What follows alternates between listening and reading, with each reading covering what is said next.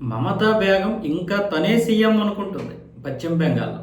ఇప్పుడు తన మేనల్లుడైనటువంటి అభిషేక్ బెనర్జీ మీద కొంతమంది కార్యకర్తలు దాడి చేశారు. అంటే వాడికి ఆ దాడి అనేది చాలా చిన్నది.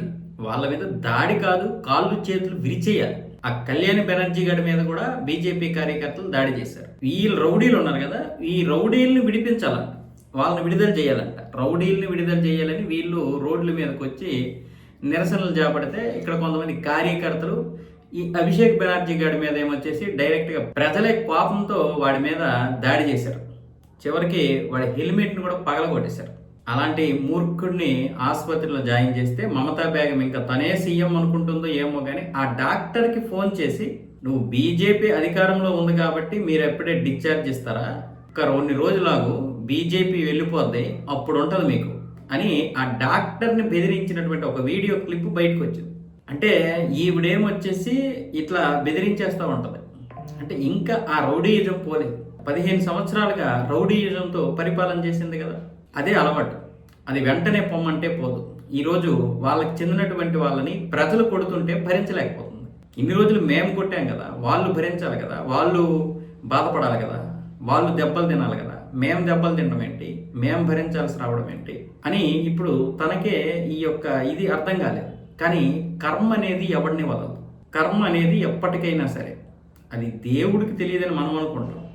ప్రజలకో లేకపోతే ఇంకెవరికో కనిపించకుండా నువ్వు పాపాలు చేయొచ్చు, అది ఇతరులు చూడరు అనుకుంటారు. కానీ కర్మ అనేది ఎవరికైనా వస్తుంది. నువ్వు దేవుడిని నమ్మినా నమ్మకపోయినా, నువ్వు నమ్మినా తప్పు చేసినప్పుడు నీ కర్మ నీకు వస్తుంది. నువ్వు నమ్మకపోయినా నువ్వు పుణ్యం చేస్తే నీ కర్మ నీకు వస్తుంది.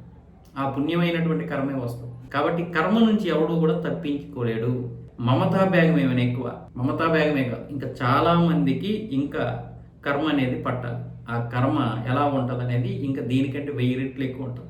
ఈ చెత్త వెధవలందరూ కలిసి పశ్చిమ బెంగాల్లో చేసినటువంటి దాష్టీకాలు అన్ని కాదు, వీళ్ళు చేసిన రాక్షసత్వమైనటువంటి పనులు కొన్ని వందల వేల హిందువులు నరకం అనిపించిన పేరు. ఆ పాపం ఊరికే పోతారు. కాకపోతే శ్రీకృష్ణుడు వారు చెప్పినట్లుగా 100 తప్పుల వరకు, లేకపోతే ప్రతిదానికి ఒక లిమిట్ అనేది ఉంటుంది. ఆ లిమిట్ అయిపోయినంత వరకు ఎదురు చూడాలి. ఇప్పుడు వాళ్ళ యొక్క పని అయిపోయింది, వాళ్ళ యొక్క సమయం అయిపోయింది, దానికి లిమిట్ అయిపోయింది. ఇప్పుడు ఒక్కొక్కటి భరతం పట్టాల్సినటువంటి సమయం వచ్చింది కాబట్టి ప్రజలే భరతం పడతారు. ఈ బెదిరింపులకి ఎవడు లొంగుతాడు అంటే ఇక్కడ కూడా చాలామంది అన్నారు 3 సంవత్సరాలు 2 సంవత్సరాలు అన్నట్లుగా. ఆవిడకి కూడా అంతే, మరొక 2 సంవత్సరాలు వెయిట్ చేస్తే బీజేపీ ప్రభుత్వం పడిపోద్ది, మా ప్రభుత్వం వస్తుంది, అప్పుడు ఉంటుంది.